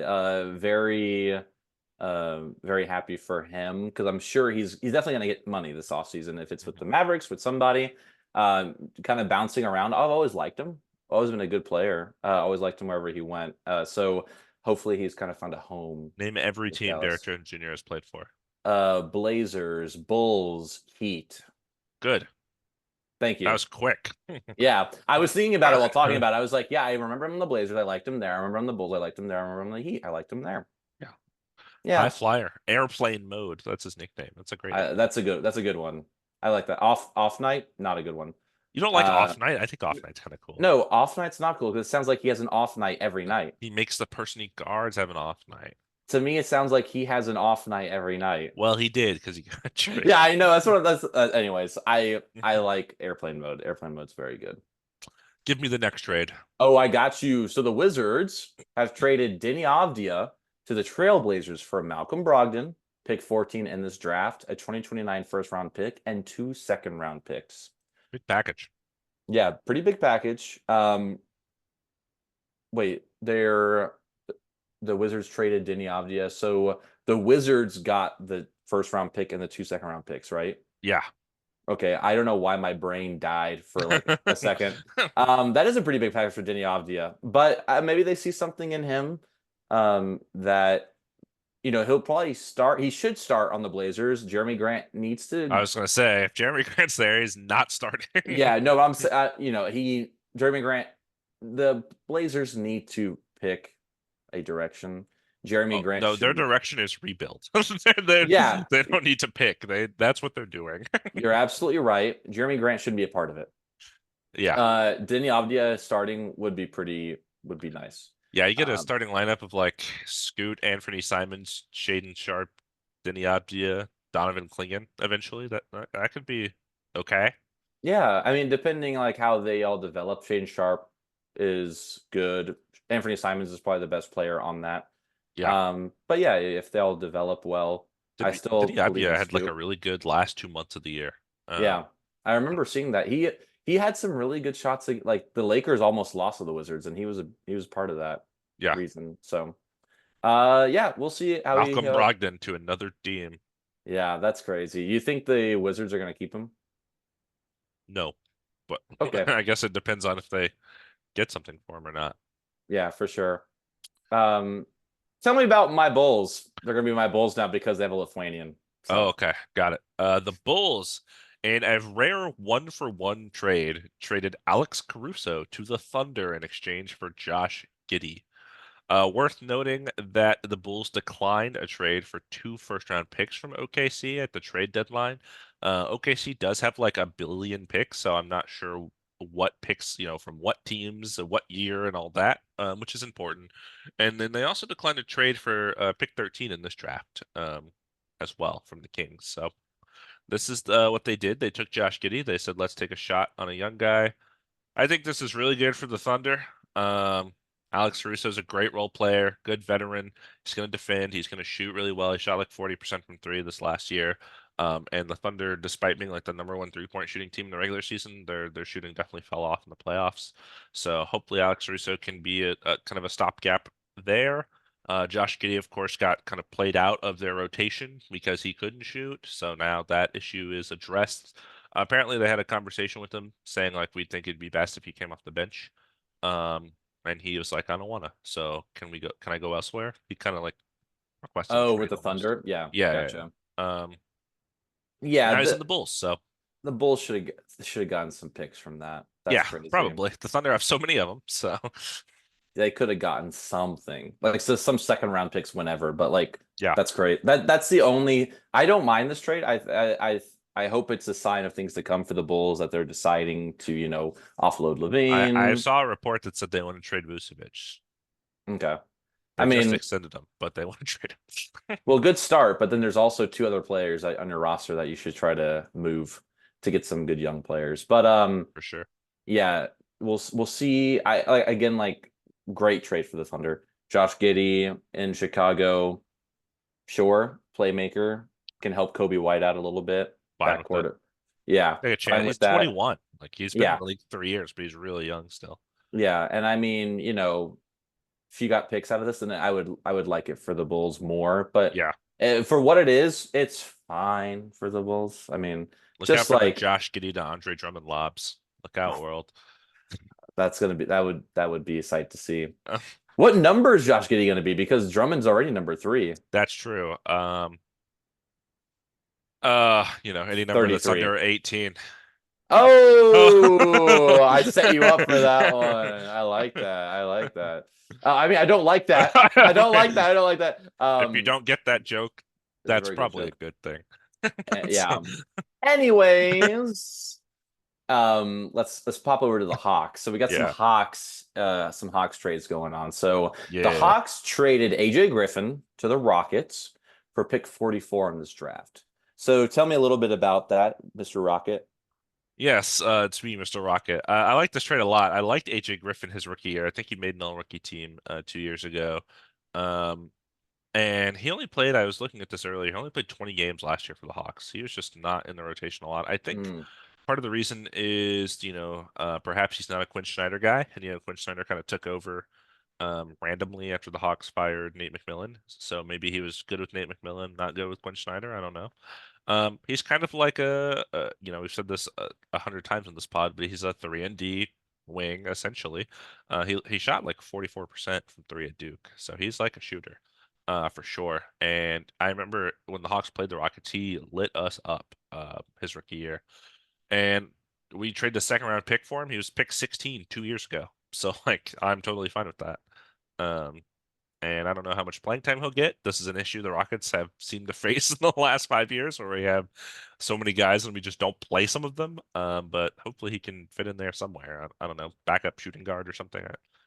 yeah, I just keep thinking it's so weird that Fred VanVleet and Dylan Brooks are on the Rockets. It That's is weird. so weird. It is It strange. just doesn't make sense to me.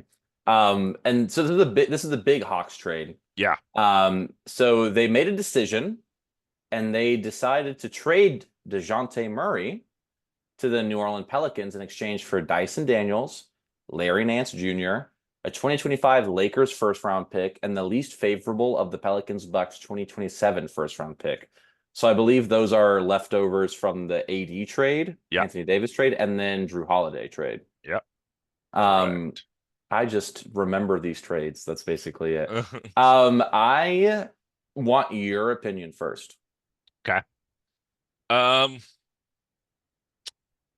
I think it's crazy that the Hawks got out of this without giving up, or the Pelicans got out of this without giving up a better player. Yeah.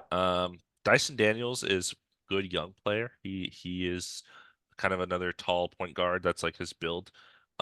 He is in and out of the Pelicans rotation. I don't know if this means things to come for the Hawks. I don't necessarily know if this means they're committing to Trae Young or if they are really going the rebuild route and they'll trade him as well and they'll just like have Dyson Daniels and Zachary Ricochet and Jalen Johnson and Onyeka Okongwu, like they'll just really start buying into the young guys. We'll see. But yeah, not getting like a Brandon Ingram out of this, or like it would have been, I guess, more of a swap, like Ingram for Murray and fill in the assets there. Um, or if they were going to get like if they could have gotten a Herb Jones or a Trey Murphy, one of those like really young good guys, because Dyson Daniels is young, but he hasn't proved anything yet. Larry Nance is fine, but they already have Capella and Okongwu, so like doesn't really serve much of a purpose. And then 2 picks is okay. I think they traded 3 picks unprotected when they traded for Dejounte Murray. So getting 2 picks back. So yeah, I like it for the Pelicans especially. Because they didn't give up that much. They still have CJ. I don't know what they do with that. Maybe he comes off the bench. You run DeJounte, Herb Jones, Brandon Ingram, Zion, miscellaneous center because now they don't have Valanciunas or Larry Nance. They don't have. I mean, Valanciunas isn't re-signed, but the thing is, like, what got what besides what you brought up, what I thought was interesting for this trade is that Larry Nance played the five more than I feel like I saw him playing the five more than Valanciunas Definitely in last year. the in the Thunder series he played out because he's He just smaller and faster. exactly. So I thought that was interesting that they included him. I guess the Hawks really wanted him, or his contract matched it a little bit better. I don't love this for the Hawks, because I like DeJounte Murray a lot more than Trae Young. So it's interesting that they decided to go this route. But I mean, I guess they drafted Trae Young, or I guess they drafted Luca, but they got Trae Young, whatever. So they're kind of committing to their player that they've had longer. Maybe. Um, maybe exactly. That's actually a really good point. I wish that they got someone that is going to be playing rotational minutes. They just basically gave up DeJounte Murray for, you know, basically someone who might play and then someone who's definitely not going to play. So it's just weird. It's just weird to me. And then the 2 picks are fine, like you said. But where are you going with this? They could have gotten a Yeah. lot. They could have gotten something a lot better. And Feels he like it should came have out of nowhere. Like I feel like the Pelicans were not on my radar at all. absolutely not should have been the Lakers. Yeah, I think it would have been really good for the Lakers, but it's okay. We have It's Bronny. okay. You could still have Trae Young. Oh God, that would really upset me. There's been so I mean, Lakers rumors are they're always after the superstars. There's Yeah. so much going on. But um yeah, so that one was probably one of the more Was surprising that today? trades.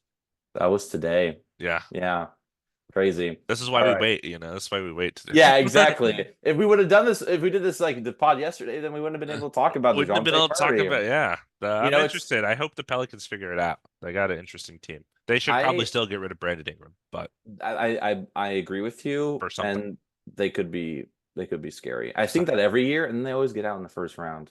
yeah. So I Um, want them to start Trey Murphy, but they can't start Trey Murphy, Zion, and Brandon Ingram. So somebody's got to go. I was just about to say, like, I remember they keep getting out in the first round. It's because Zion always is injured. That's also true. So if he can stay healthy, then it's really scary. Yeah. Um, but I want you to explain this next one. Yeah, it's a lot. It's a Yeah, lot. it's a I read lot. this a lot before I finally understood what happened. Yeah. And I still don't know, and I probably won't, but I want you to do your best. Okay, so basically, the Rockets and the Nets made an exchanging of picks, and this is a part of kind of an even bigger deal that I'll let you get into after I talk about it. But essentially, as if people don't know, the Rockets were in control of a lot of Nets picks because of the James Harden trade, and we sent him to the Nets. The Nets are in control of the Suns picks because of the Kevin Durant trade.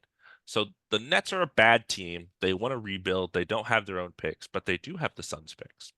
So basically, what the Rockets did is we gave the Nets back their 2026 first round pick for the Suns' 2027 first round pick. So we said, here's your own pick back. We'll take the Suns pick, and I'll get into why we wanted the Suns picks in a little bit. We also lost our right to swap with the Nets next year. So now the Nets control their own pick, and next year's draft is supposed to be very talented. You've probably heard of Cooper Flag. He Yeah. makes a lot of rounds. He's going to Duke next year. I went to like Mount Vernon High School, which is, I guess, like a big, really good high school. But he's like highly touted prospect. Ace Bailey, some other prospects in there that we'll get into next year. But they have their own pick now. They're going to rebuild. They're going to tank. And now they have their own picks to do so. We also acquired the right to swap our pick for the Thunder's pick next year or the Suns pick next year. So now instead of swapping with the Nets, we can swap with the Suns or the Thunder, depending on who's the worst. It probably will be us still, because the Thunder are just the 1 seed and the Suns have Kevin Durant, Devin Booker, Bradley Beal. We'll see. Um, and we also got the more favorable Dallas or Phoenix's 2029 first round pick, and we can swap it with the other. So basically, whoever has the worst pick out of Dallas and Phoenix in 2029, that's our pick. And also, if the other team's pick is better than the Rockets pick, that's our pick too. So we got some swap rights in there. So basically, we control the Suns picks for like 2025, 2027, 2029. The Nets now control their own picks back from the James Harden trade. Um, and apparently all of this was done because the Rockets pursued Kevin Durant. We told the Suns, hey, here are your picks back if you want them. We just want Kevin Durant. And we probably had some players in there too. They didn't bite, but we also now if the Suns decide at some point it's not going to work with an aging Kevin Durant and Devin Booker and Bradley Beal and a bunch of guys in the minimum, now we have their destiny in our hands. We have all their picks. So if they want them back to rebuild, they're going to have to give us something. If it's not Kevin Durant, maybe it's Devin Booker in a couple years.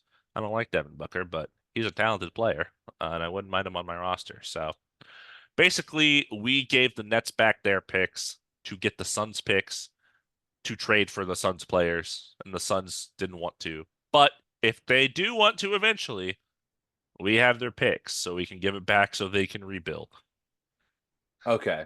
Thank you for that explanation. I don't know if that Uh, makes sense anymore, but it's so funny because everywhere I saw this information about these pick swaps, it just said like too much to get into, but here's the results. It was basically yeah. what I was talking about. And I when I read that the Rockets were attempting to trade for Kevin Durant, I like rolled my eyes like, what are you talking about?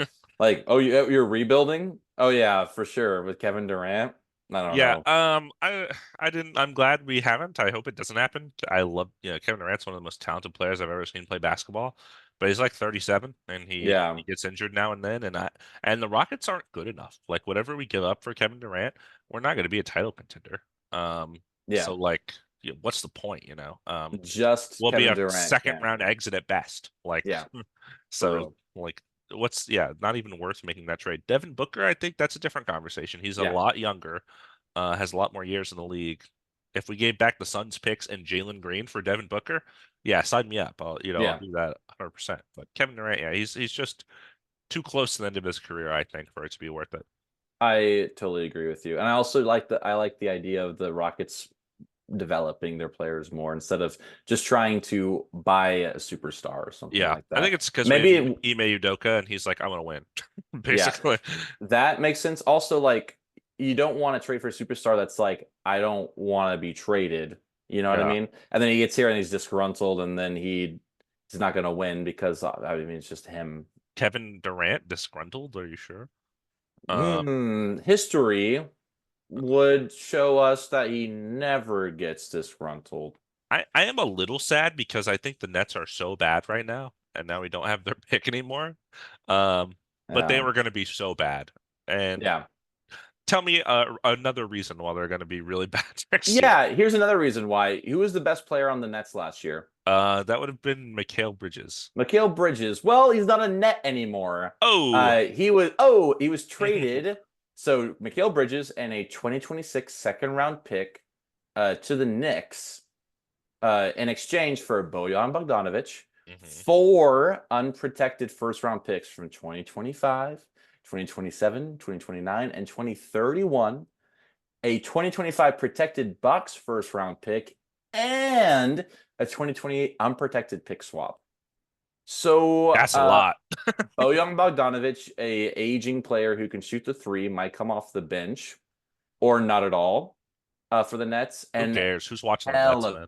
picks, hella picks, Lots of picks. That's a huge lots of package. picks, absolutely, A cross and river trade. This never happens. yeah, because they never want to see the other team better or Yeah. whatnot. But I mean, it's very enticing for the Nets because now they kind of replenish all the picks that they lost in all these trades with James Harden, Mm. Durant, and all that kind of stuff. So um I actually don't hate it. Also, it is a reunion for Jalen Brunson, Dante DiVincenzo, Josh Hart, and Mikal Bridges, as they all played for the 2016 NCAA champion Villanova Wildcats. Yeah, most of them Um, played multiple years too. So most of them played like 1 or 2 years with each other. But that was the year all four of them were on that team. mhm. And this was peak year for basketball. Of course, we have the LeBron 3-1 comeback. I Yeah. remember watching this championship game. It ended on a buzzer beater. Are you serious? Who It, made it? it was Chris Jenkins who never made it to the NBA.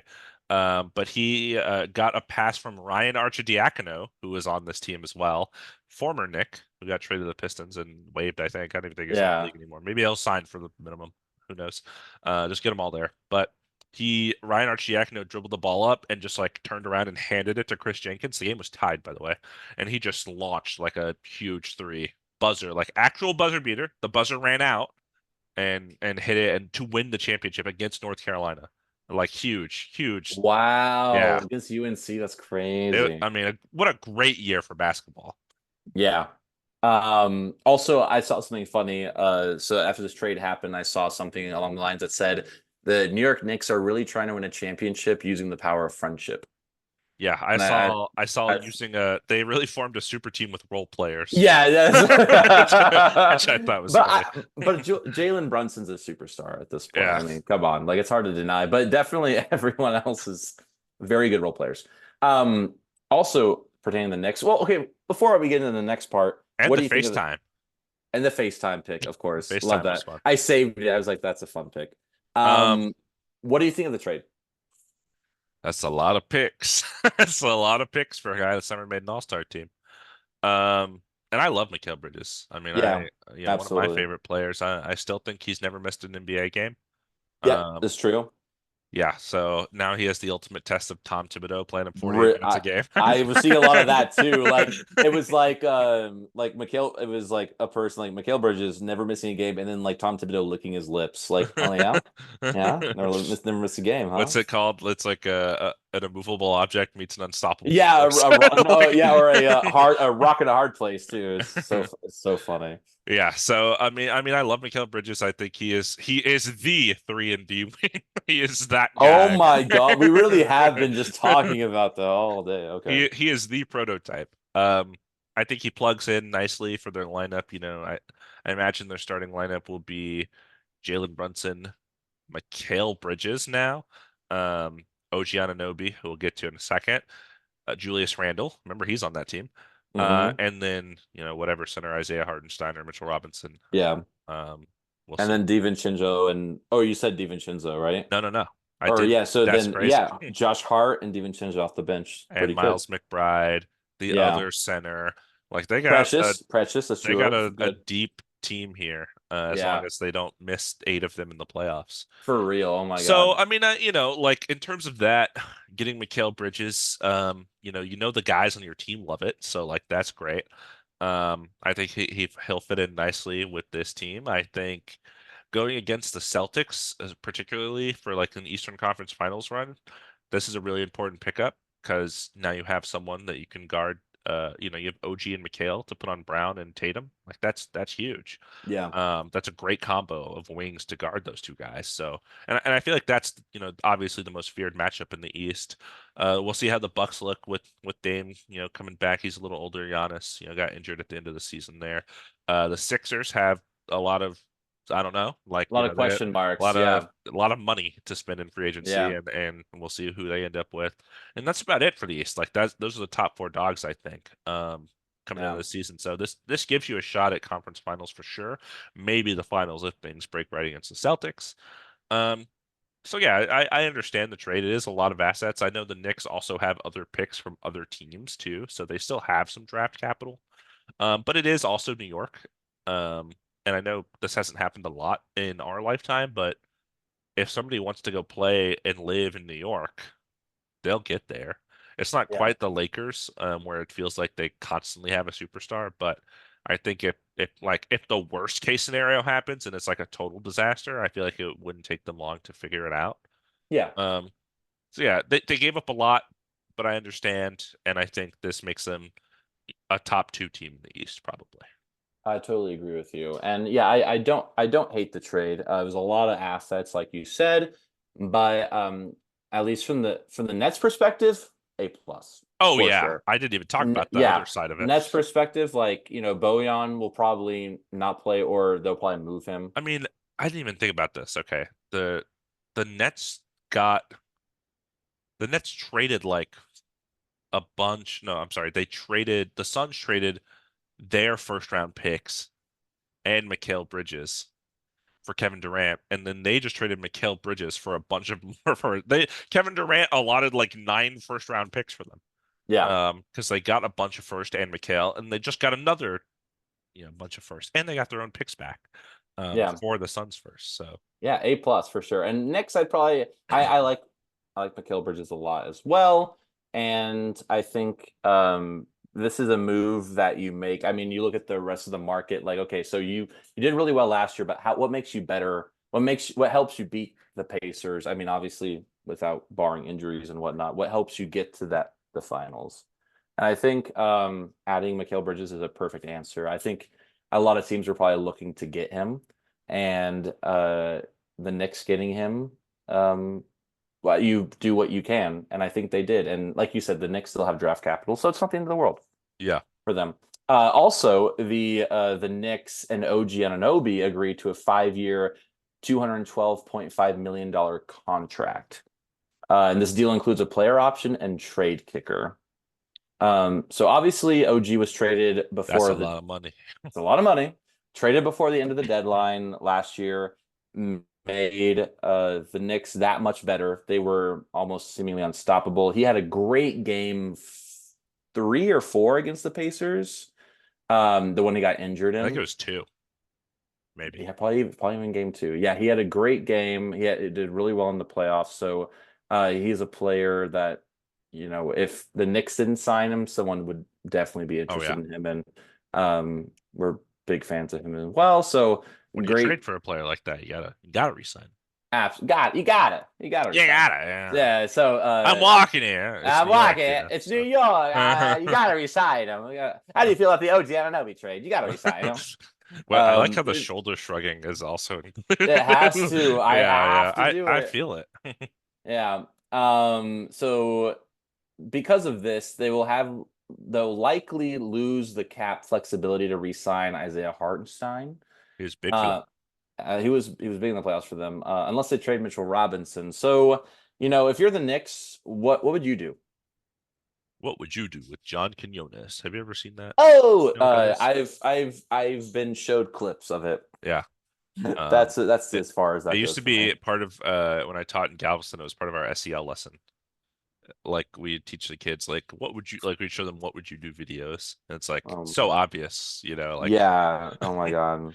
It's kind of uh like the when you get a new job. Well, some new jobs will have you take a test, like an ethics yeah. test, and it's like someone drops $100. What do you do? It's like, I pocket it and I don't tell anybody. Right, right. Exactly. Like, It's exactly those kind of scenarios. yeah, It's so terrible. silly. Um, Anyways, yeah, what would you do? as much as it pains me to say, I think you would trade Mitchell Robinson and keep Isaiah Hartenstein because he was just so good in the playoffs. Yeah. Mitchell Robinson has had a couple of injury woes. I think he's really good, a really good defensive center. But with OG Anunoby and Mikal Bridges on the perimeter, you might not need as much defense down low. And Isaiah Hartenstein, really underrated playmaking, that I think Absolutely. helped them a lot in the playoffs, and I think will continue to help them because as good as Brunson is, he is not like a pure passer like some other point guards in the league. So having additional Yeah. playmaking help. And Randall is also decent at playmaking for a power forward as well. Um, but yeah, I just feel like he fits that lineup better than Mitchell Robinson. I agree. Um, Yeah. but I like both of them a lot. Like they're totally different centers, but I like both of them. I think Mitchell Robinson will be a valuable asset wherever he goes. Um, but yeah, I the health concerns I think maybe also make me lean towards Hartenstein. Yeah, if you're the Knicks, I would probably say this is like a good problem to have because no matter what, you will end up with a good center. Yeah. So it's just about, do you go with the guy who's had injury issues but can jump from below the basket to block a three when healthy, or do you When go I with the when guy I played who basketball today, I got a guy that jumped out from the paint. He took one step out the paint and blocked my three. I was like, that's wow. He was that's like six crazy. four. He was big. He was a big guy. Yeah, But that stuff blows my I mind. was like, oh, okay. That happened. Yeah. Um, and D- yeah, or do you go with that guy, or do you go with the guy who almost played 48 whole minutes in the playoffs and was there the whole time, didn't get injured, and Regardless, you have Jericho Sims, so don't worry. You'll UT legend. Your center rotation will be saved. Yeah. And that takes us to the end of all the trade stuff, but that was a lot with the How draft. long have we been recording this? An We've hour been and a half? recording an hour and 40 minutes. Okay, that feels Uh, about right. that includes a 10-minute cramp of mine that Yes, we while I kept was just rolling. going through. Um, okay, I was worried it was going to be much longer, so I'm glad that it ended at a decent time. Yeah, no, I think we talked about everything that was necessary, and I'm really excited for the next pod we do because that's going to be so much free agency stuff, and that is so fun to talk about, like how good a team's going to be, what mistakes the teams make, and things of that nature. So, I have breaking news for you. oh my gosh, I wanted tell to me. look and check before we closed out the Yeah, episode. I thought about that. I totally forgot. Tell me the news. Lakers guard D'Angelo Russell exercises his $18.7 million player option to return to the Lakers next season. He opted in. He opted in. All right. So He might get traded. you got D'Lo. Yeah, but I think they wanted him to because now they can trade Now him. they can trade him. Or he could have just left in free agency, but now Yeah. he's there for now. We'll see. Yeah, it's interesting because it's so many questions come up with the Lakers, obviously, but we can talk about that after the free agency, see how everything goes. But Yeah. it's not a secret. I do like D'Lo. We just need a bit more help still. So And we we can, mentioned this last pod, but at some point we're going to do favorite moments from the NBA season and playoffs. But we had so much to cover today that yeah, we had to push it. no one is begging us for a 3-hour pod. So Yeah, you know what? We need a break too sometimes. I'm really excited to get into the tiers. I don't know, whatever the tiers are, I just want to make them. Just The city jerseys, man. The city city jer jerseys. that's like our longest episode ever. It was like And that three was in hours. person. And that was in person. That was so fun. It's an Those awesome like my episode. favorite. That's like my favorite thing. Yeah. I just love the new jerseys that come out and then just ripping them apart because the name is below the number. Oh Yeah, my definitely God. gonna have some jersey tiers, some player tiers. Yeah, We'll a have lot of off-season when stuff we to do talk off about. season, we should do off season tiers when we grade them, like put them in a tier list. Oh, like how was their off-season? Yeah, Yeah, like like this team had an S tier off season. Bless you. oh my God. First sneeze on the pod. Excuse me. I'm apologize for that. I didn't hear it at all. Your mic cut out, so you're good. Okay, I was Yeah, try to go for a mute and I yeah. could not make I it in saw. I time. saw. Um I could not make it in time, but my body is just whatever, is just Cramping, sneezing. like what's happening to me right now? Played Um basketball. You're falling apart. I played for 2 hours one time. Yeah. Um yeah, no, I'm very excited for all of that. And I know so I'm thinking more about going to summer league with you. Oh, I thought you were going to be in Lithuania. No, I'm going to Texas the week after Summer League, the 20th. Ooh. So I'm like the weekend before, and I also saw Rockets Lakers. They play the first day, Friday. Do they actually? Yeah. That's huge. We got a Bronny versus Reed Shepherd. Um yeah, Yeah, that's Bronny, why I who's did it. on the summer league flyer. Yeah, oh my God, that is crazy. He's with this first, second, third pick, and then second round number 55. I'm like, come on. Jeez. Makes zero sense. Um But yeah, this I'm enjoyed diving into all of this with you. It's very fun A lot of every information. time. So much information. We got a lot more next time as well. If there's anything you want us to talk about, talking to the listener, if there's anything that you want us to talk about or explain more, let us know. Like, subscribe, comment. We really appreciate you for listening. And Yeah, our last video had 144 views right now. That's crazy. I don't know how that yeah, happened.